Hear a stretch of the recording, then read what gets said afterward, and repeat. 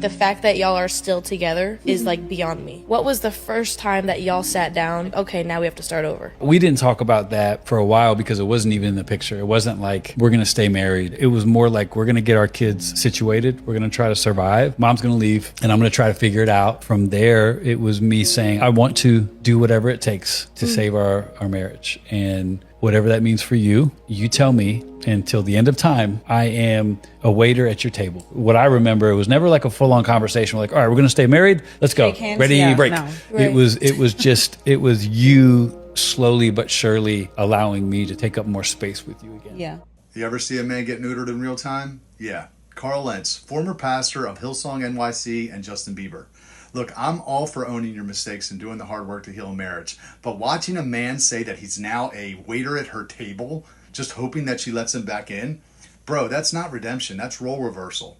Let's get real for a second. The reason this even happened in the first place is because modern Christianity has zero framework for strong men or biblical masculinity. None. If Carl had been taught the truth that polygyny isn't a sin and that loving more than one woman doesn't make you an adulterer, Carl, he wouldn't have needed to crawl back like a whipped dog. He could have actually led both women, loved both, honored both, and built something redemptive instead of wreckage.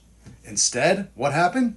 He tossed the woman he was with away like trash, not because it was wrong biblically, but because the church said that's not what we do.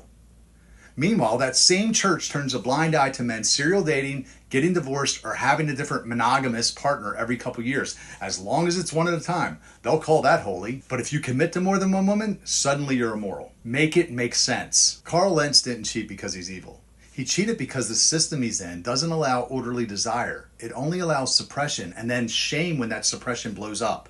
And now he's waiting tables, like some romantic butler in a Nicholas Sparks movie, because that's what passes for male repentance in modern churches.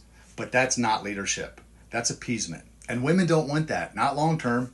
You want to know what would have been biblical? Marrying the woman, owning it, repenting of the deception, not the desire, and taking spiritual responsibility for both. But instead, the world watched another strong man get castrated on camera while the church claps and calls it healing. Nah, that's not healing. That's rewriting scripture to protect a broken system.